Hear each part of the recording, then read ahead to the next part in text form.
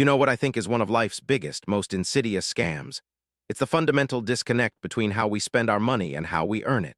We live in a world of daily expenses, a coffee here, groceries there, gas for the car. Yet our income materializes only once every 2 weeks, or sometimes even once a month. This temporal gap creates a constant financial illusion. I might look at my checking account and see a meager $11, a number that screams broke. But then I can look at my daily pay app and see an accumulated $300 that I've earned but can't yet touch. So, am I broke, or am I not broke? This strange limbo is where financial vulnerability festers, and it's a space that predatory services have learned to exploit with ruthless efficiency. Let's rewind to the early 2000s, a time when a different kind of financial predator roamed freely. Payday loan storefronts were everywhere, popping up in strip malls like weeds. They identified and aggressively filled a void for millions of people who were caught in that gap between paychecks and needed a small amount of cash to stay afloat. By 2010, the scale of this industry was staggering. Over 12 million Americans were using payday loans every single year. To put that figure into perspective, that's the equivalent of every man, woman, and child in New York City and Lowe's Angels combined turning to these lenders for help. But as is always the case with tools that offer seemingly free or easy money, there was a monstrous catch lurking just beneath the surface. I'm currently in the process of paying off 3 exceptionally predatory payday loans, and it's a financial nightmare. One of them carries a 400% annual percentage rate, APR. The worst one, the one that keeps me up at night, has a jaw-dropping 690% APR. As public awareness of this exploitative scheme grew, people began to catch on.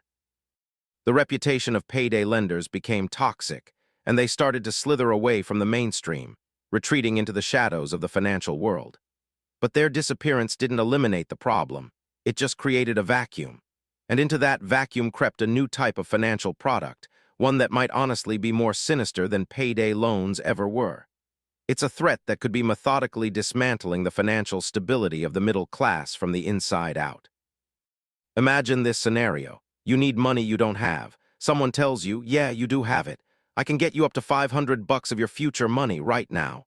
This is the new sales pitch. It's a narrative that preys on a pervasive sense of financial insecurity. Nearly half of all Americans now claim to live paycheck to paycheck. It's important to acknowledge that this phrase is highly subjective. One person's paycheck-to-paycheck reality is very different from another's. But for the purpose of understanding this new industry, the crucial element is the feeling of living paycheck to paycheck. It is this perception of constant financial strain that these companies weaponize. The fundamental issue remains the same. A gap exists between when you perform your labor and when you are compensated for it. Depending on your employer and industry, that gap could be a few days, a couple of weeks, or in some freelance cases, several months.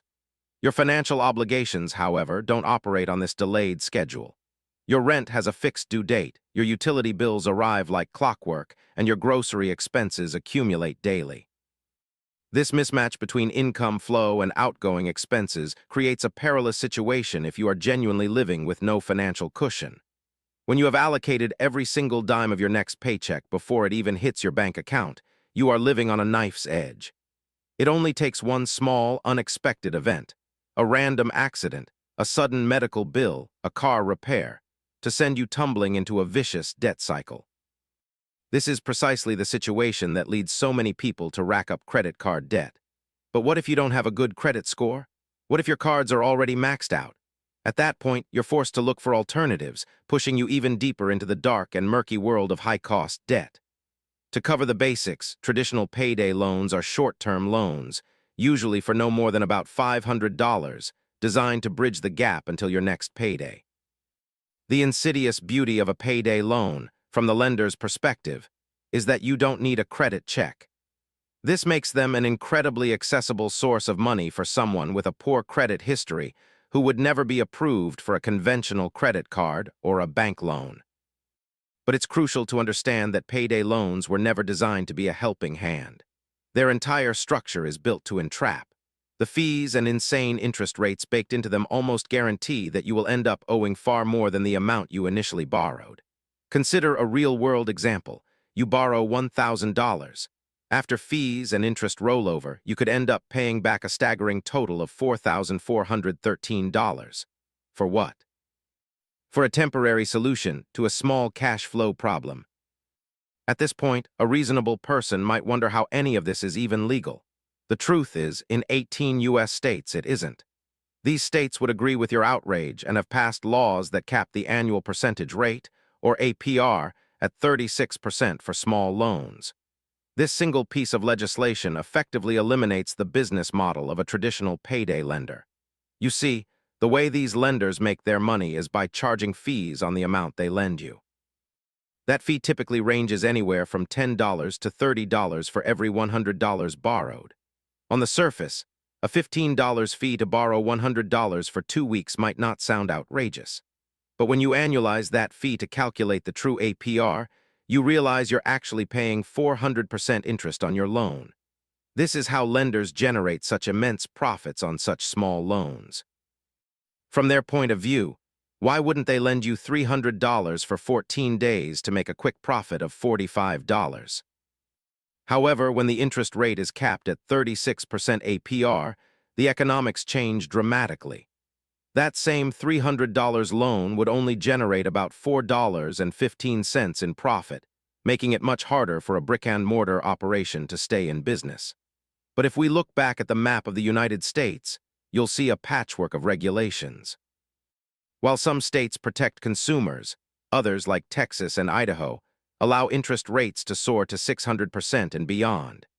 In those states, you can only imagine how incredibly profitable these lenders are, loaning out money for 2 weeks, doing practically nothing, and then either collecting their massive fee or, even better for them, rolling you into another loan because you couldn't afford to pay off the first one. For the most part, however, people have started to wise up to the tricks of the payday loan industry. Don't get me wrong, there are still more than enough people falling into this trap to keep these lenders in business, but the younger generations, most millennials and Gen Z, know to stay away from those sketchy buildings with the yellow and black signs. This is great news, but it has also inadvertently paved the way for a new, more sophisticated type of trickery. A commercial flashes across the screen. Life doesn't happen bi-weekly, neither should payday, it's money at the speed of you. Meet Earned Wage Access, or EWA.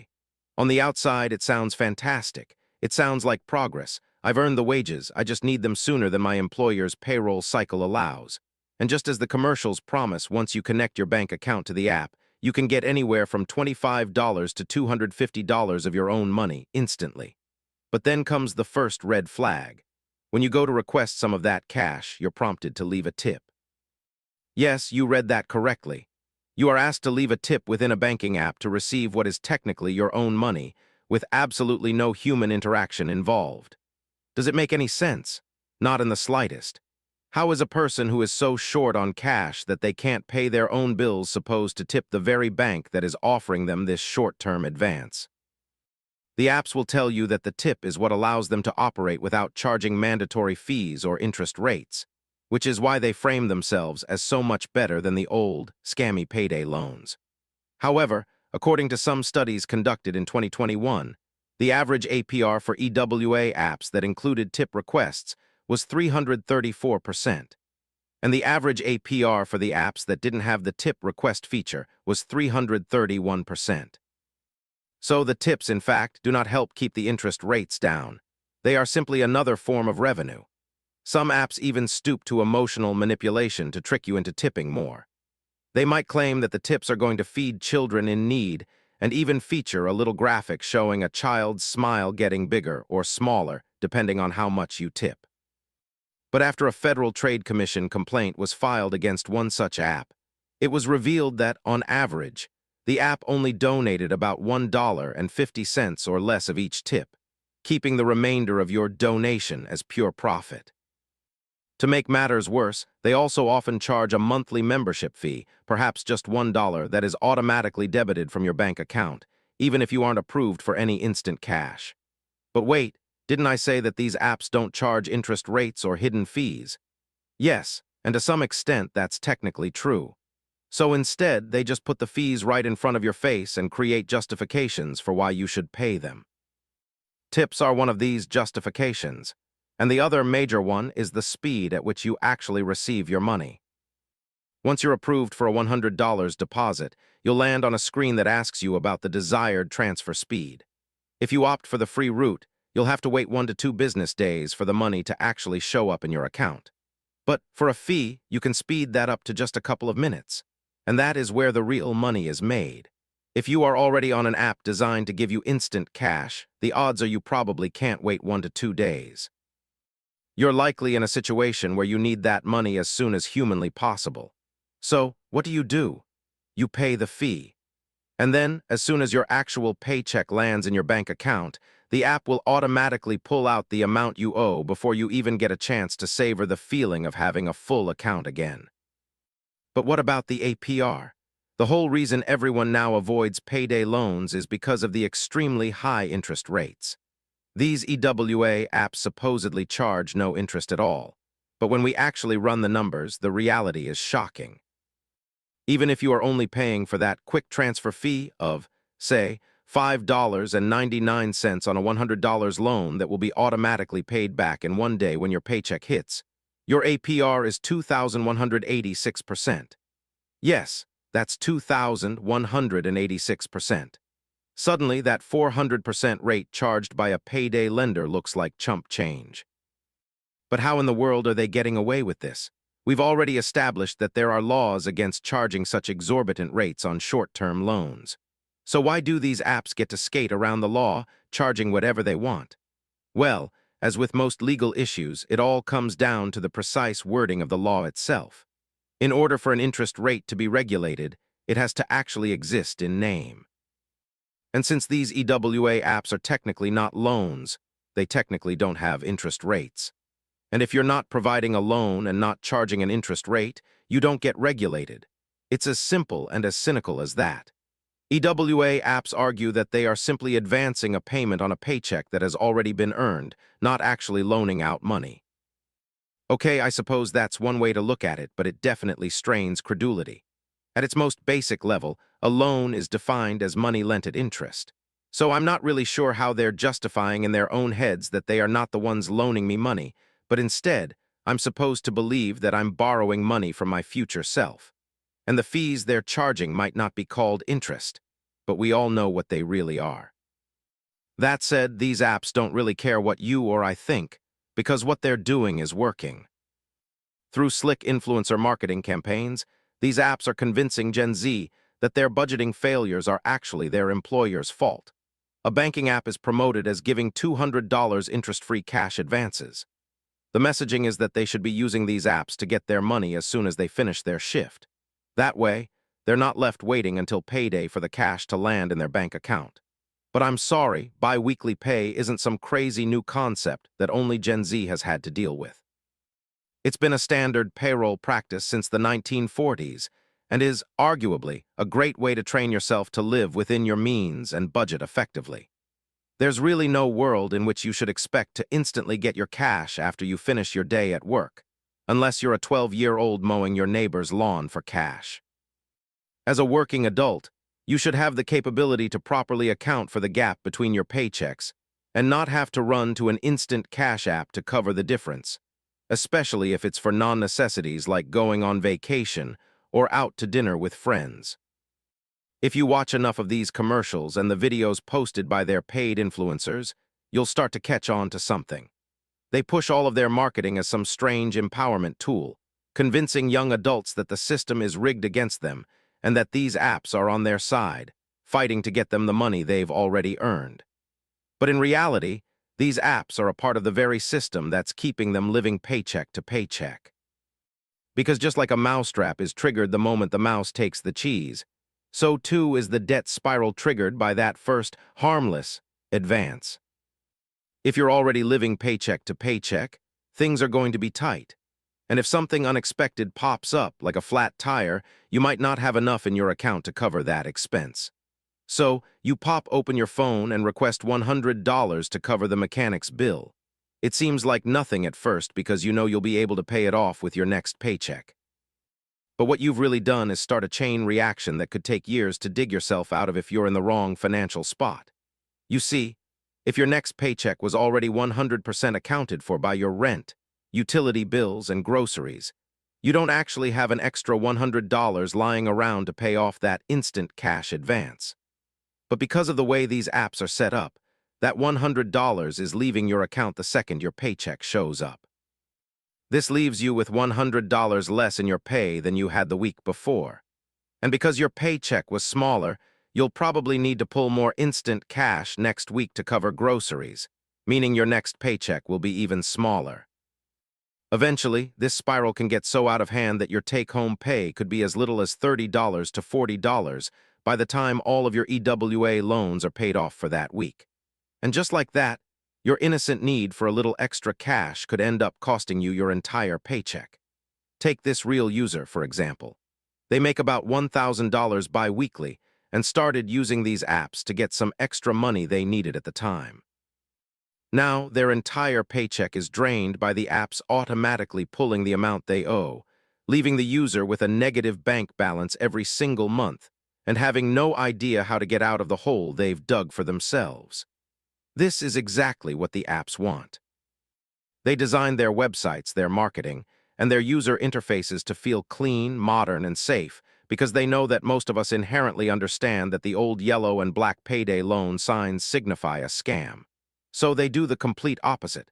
They've convinced many young adults that this is your money and that there are no fees or high-interest payments that could get you stuck. It's just getting the money you earned when you earn it. But in reality, as we saw earlier, the implied interest rates on these, not loans, are astronomically higher than those of payday loans. And truthfully, you'd be better off getting into credit card debt than using these services. Yes, credit cards would run you a crazy high 20% to 30% interest, but that's still better than 1,000% or 2,000%. They're both bad options if you are in debt, to be clear.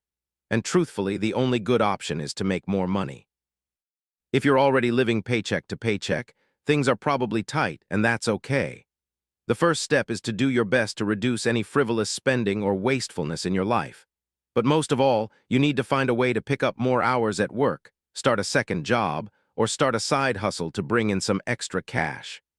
Focus on the highest interest debt first and start knocking out your loans as soon as you possibly can.